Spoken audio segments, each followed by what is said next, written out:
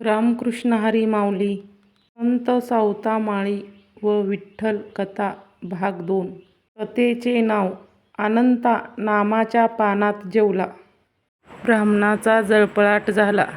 ज्ञानदेव, नामदेव, सावता, गोरा कुंभार इत्यादी संत मंडळी काशी यात्रेला गेली होती. यात्रेहून परत पंढरपूरला आली. साऱ्या संत मंडळींना एकत्र आलेले पाहून पंढरीनाथ व रुक्मिणी मनात हरकून गेली.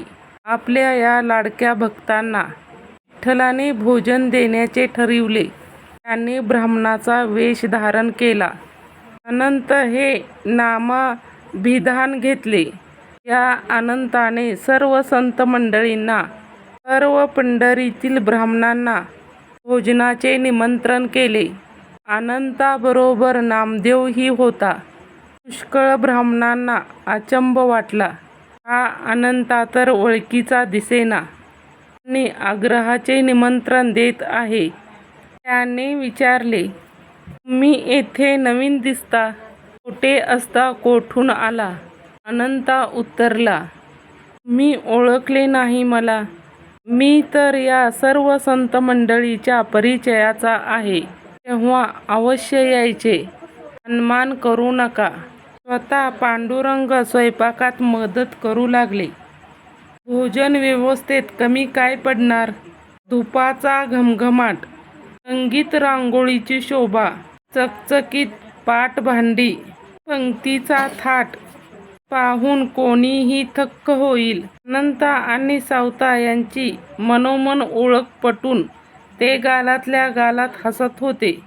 अनंताने सर्वांचे स्वागत करून भोजनास सुरुवात करण्याची विनंती केली. ज्ञानदेव, सोपान, सावता, नरहरी, चोखा, गोरा कुंभार इत्यादी संत मंडळी आणि निमंत्रित ब्राह्मण या सर्वांची पंगत शोभायमान होती.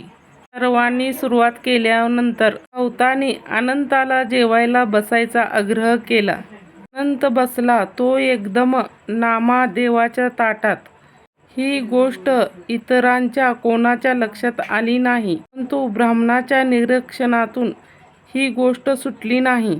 अनंत हा ब्राह्मण म्हणतो, मी बेधडक नामाच्या शिंप्याच्या ताटात जेवतो.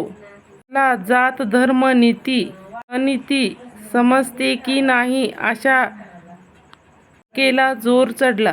अनंत मात्र शांत राहिला. जाताना त्याने ब्राह्मणांना, सर्व काही ठीक झालं ना?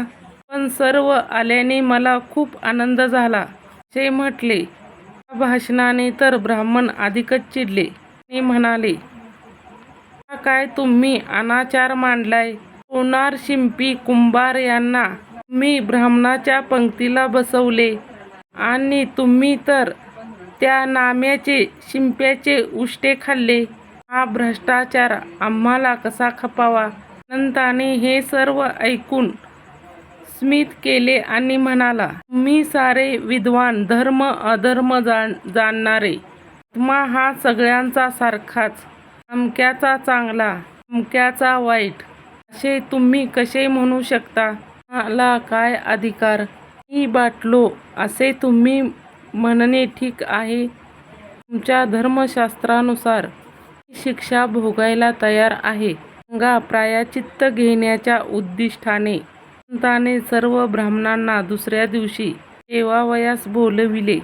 आदल्या दिवसाचाच सारा थाट अनंत वाढत होता आणि काय आश्चर्य!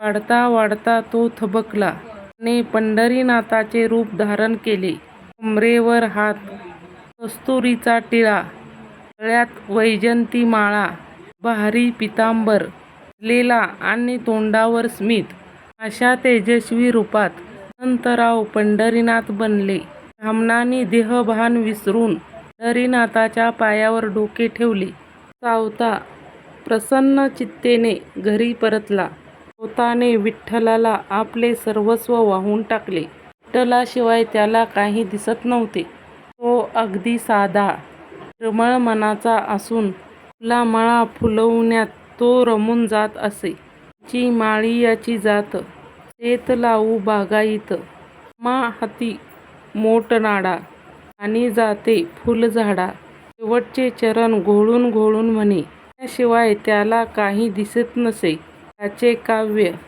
त्याचे अभंग मळ्याचेच. कांदा मुळा भाजी, की विटाई माझी. लसूण मिरची कोथिंबिरी, उघा माझा हरी. शांती शेवंती फुलली, प्रेम जाई जुई व्याली. सावताने केला मळा, विठ्ठल देखिला डोळा.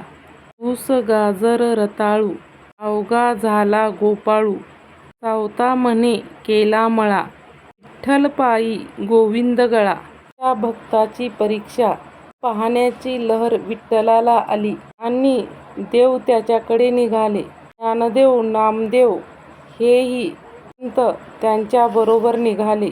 वाटेत सावताचे गाव अरण्य भेंडी लागले. देवानी योजल्याप्रमाणे ज्ञानदेव नामदेव त्यांना म्हणाले, मला तहान लागली आहे.